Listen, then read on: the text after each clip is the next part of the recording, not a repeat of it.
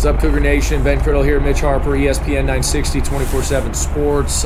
Day one fall camp is in the books. Love it.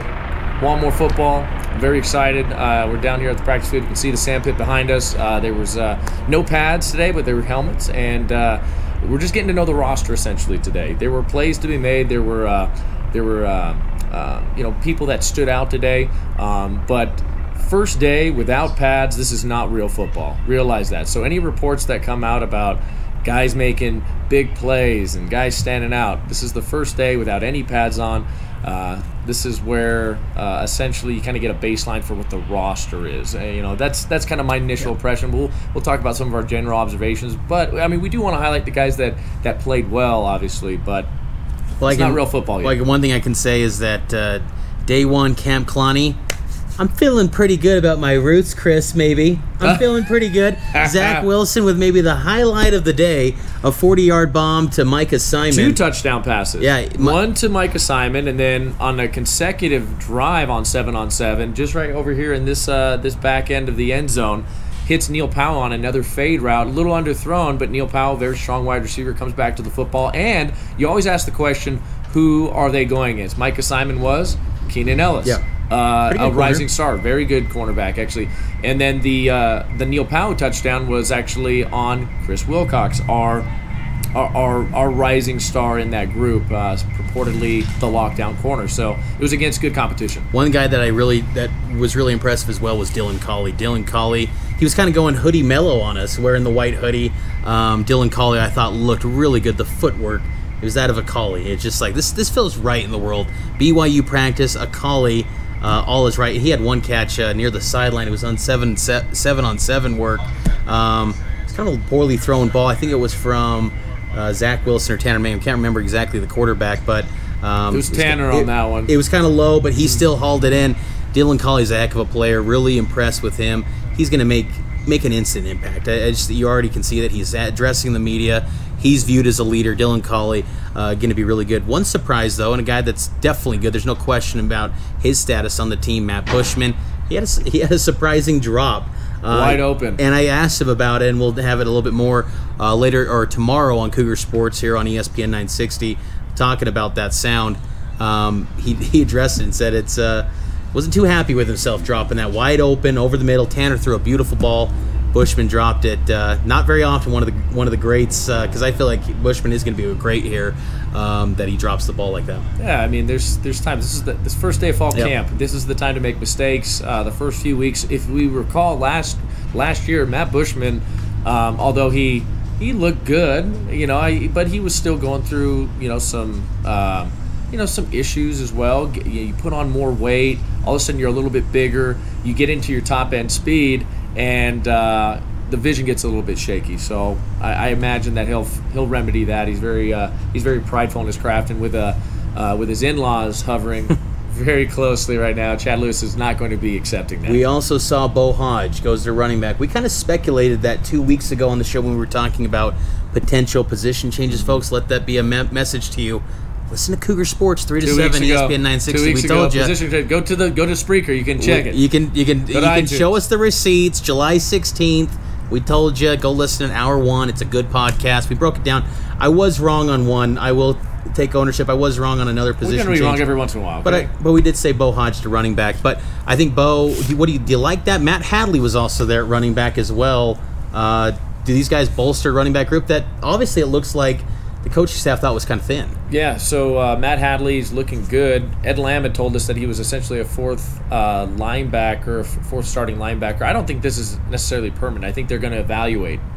I think really? So you think Bo is just a temporary thing? No, I think that Hadley is still kind of a possibility, depending on who steps up at the linebacker position. He is listed here on the roster as running back linebacker. So he's going to be versatile. Other guys that can be cross-trained. He's an individual that's smart enough to play both positions. Yeah. So he can pick up the offense.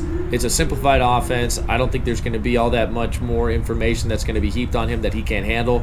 He can play linebacker or running back, and so I'm not too concerned about him starting off the day at running back. Don't you think, though, that seeing Bo and Hadley go to running back or kind of get these reps there, should have went and got a JC running back? I mean, because or is it? They tried. I mean, losing Ula Tolutau, was that a bigger deal than we maybe were thinking? Because I saw Ula be gone at Media Day. He was listed as Letterman gone. I just thought to myself, okay, it's a loss, but, you know, he was already gone already due to the doobie bag and a Frisbee or whatever it was. Yeah. You know, I thought they could move on, but obviously that was a bigger deal, I think, than maybe we thought. They tried to get a grad transfer. They tried to get JUCO guys as well, but unfortunately, admissions is tough here at BYU. Yeah. Okay, it's not the same. Tried to get Trey Watson, who's now at Texas. I really believe that he would have came to BYU had it not been an admissions issue. Yeah, there's more competition, I'd imagine, at Texas as opposed to here at BYU, at least from his perspective. You know, from his perspective, and maybe he's a really good football player, and he could have made an impact.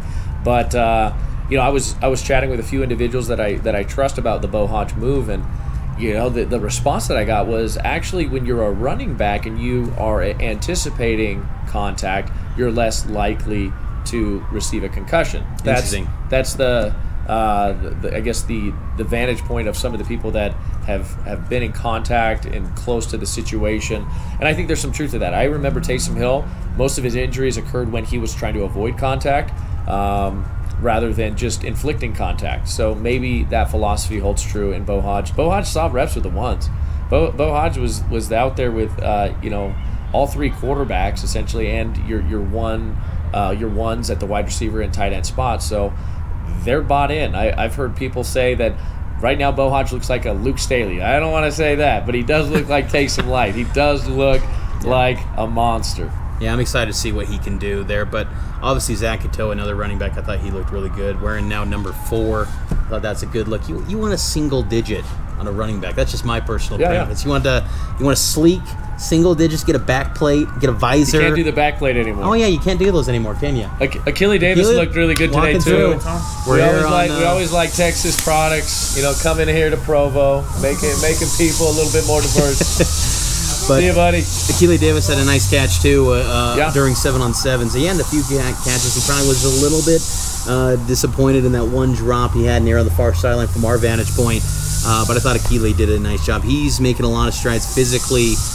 He's going to be someone that I think right now you can make a case he could be a starter. I think he's probably in that second group at the moment. But I think all in all, I think the biggest theme that I took away, Ben, today was just that there's a new urgency. It's a new BYU. We heard it in the offseason. These guys kind of feel like refreshed to now have 4-9 officially behind them. Because once you get here, now it's kind of officially behind you. Now it's a new season. Spring ball is one thing, but now fall camp's officially the new day. It's a new season. So that was kind of one of the biggest takeaways I took. You were watching a lot of the offense. I was definitely keeping my eyes on the defense. For instance, secondary, you know me. You guys hear me every single day. I kind of get a little bit of a man crush going on a certain individual, certain positions, okay? DBs, okay, the ones, Wilcox, Shelton, Lee, and Gonwolu. That's a good group. It's a great group. That's what your, I'd say your spring starters Shelton gave Dylan Collie probably the toughest look he had. What was it, towards the end of practice? I thought Shelton did a really nice job. Shelton's going to be the only one that can truly, in my opinion, match tit for tat as far as just the refined footwork of a guy like Dylan Collie, or even Micah Simon. Micah Simon was able to create a ton of separation. Are you surprised? Are you surprised Shelton has gotten to this point where, because really he was falling out of favor when this new staff came in 2016. He was once the nickel guy. That's why you can't fall in love with tangibles. He was once the nickel guy in 2015, and then 2016 and 17 wasn't playing much. Now he's one of the dudes. He's one of the guys. Yeah, I love Michael Shelton. The twos, Keenan Ellis, Trayon Green, Austin McChesney getting some strong safety looks, and then Troy Warner at free safety with the twos. You need to now tell Austin, follow up on that tweet. Say you were being cross-trained. You were being cross-trained. So yeah, if you guys were tuning in on BYU Media Day, I tweeted out, "Hey, it sounds like Austin McChesney's going to be cross-trained at safety and corner." And he quote tweeted me and said, "That's news to me. Sometimes we know more than the players, guys. So we know more than the players." So that I thought that was good. Zach Wilson looked really good. That's your lead dog. Tanner Mangum also looked good. So Tanner Mangum, you know, he didn't take as many shots downfield, but when he did, he had a drop touchdown pass with Matt Bushman. He was making good decisions. We did see an interception thrown. Jaron Hall, the true freshman, fresh off a mission, tried to go late over the middle. Never go late over the middle, guys. Know that you're going to go over the middle. Anticipatory throws are better than post type of reaction throws. And Sawyer Powell, who was running with the threes, a monster athlete in my opinion. He was playing free safety. Number 28, look out for him. He looked really good today. We've heard Sawyer Powell's name for, I think, 15 years now, and he's still floating around the program. I was stunned that he was on the roster. Yeah. You know, we comb through this thing left and right, but just a week ago when we got word that Sawyer was going to be on the roster, I was like, wow, because I thought he's done. I thought Sawyer is no more because, again, he's just been around forever, but got the pick, got the INT today, but all in all, I thought it was good. And I think Confensus was playing strong safety at the time, so those are your threes at safety. Number change for him, now he's at 22. Yeah, the deuce. Yep. Looks good. Typically, we like the single numbers for those guys in the secondary, but he's wearing the deuce. Other news and notes: I saw Dallin Holker targeted a number of times by Joe Critchlow and Zach Wilson. So, Dallin Holker already gaining trust, and also J.J. Weigway got targets and didn't drop a pass. Surprised by that, man. So that's kind of crazy because Matt Bushman drops a pass, but Weigway doesn't. So that's a note. But like I said, it's this is the first day. I noticed a couple of things. This is periphery. This is like very granular. Mitchites may like this. Another position change. Austin Wetzel moves over to wide receiver from defensive back. He's playing corner during spring. He's a walk-on. Any other position changes of note that we needed to bring up? Not many changes. One of the notable things that we did see too, Tristan Hodge was at guard. We had been speculating that he could be getting some reps at center. Yep. He was at guard. The first team offensive line appeared to be Austin Hoyt, Tristan Hodge, James Empey, Thomas Shelf, and then Brady Christensen. Once again, that momentum from spring looks like it's carried over into fall camp to where day one. We got the sprinklers now coming at us, folks. Don't even worry, we're going to be okay. Here. We're going to be fine. This thing's waterproof, but it's our. You've already I'm tested not, it. I have. I actually jumped into the pool. Yeah. Kimberly Satake liked my video on Instagram. She liked it because who else I literally jumped off the high dive. I was afraid of heights. I jumped off. Yes, my body was completely exposed. All this masculine goodness was exposed. I saw a lot of chest hair. Oh, yes. I'm a very, very hairy man. Very hairy. I need to get a wax. I really do. Don't do it. I need to do what you're doing. Are you waxed? I'm not waxed. Yes, you are. I guarantee you're waxed. I am not waxed. You guarantee you're waxed on your armpits. I would like maybe a wax every once in a while. I want one. A nice body wax, but I am not waxed. I want to get a wax. A couple other things that I wanted to bring up after talking about the waxing. Max Tooley is at flash linebacker. Drew Jensen also at flash linebacker on the defensive side of the ball. Drew Jensen, I think, was recently moved from safety to kind of sad about that. Yeah, I wanted him at safety, but there's this log jam there. So yeah, there's a ton of guys there, and if you have that build, I feel like Ed Lamb tries to move you over there. Danny Jones is as big as I thought he was going to be. Yeah, he's a massive guy, 6'4", 240. That's bigger than Matt Payne. Yeah, Matt Payne was a big huge punter, and so I was impressed with Danny Jones' size. We literally are getting hit right now. We're moist. It's a little bit moist right now. Day down. one. But finally, I would say too. You mentioned Ed Lamb. D'Angelo Mandel, not D'Angelo Gunter. Stuart Mandel's son now. There you go. I think the real Mandel. Yeah. One thing I will say too. You mentioned Ed Lamb. What is it with him? Feeling like he's kind of the wizard behind all these moves. Joe Critchlow's the greatest quarterback ever. This guy goes to flash linebacker. I digress. We'll talk about it more. Day one, fall camp was great. Hey, as assistant head coach, he gets to do what he does. He knows a lot. Guys, thanks so much.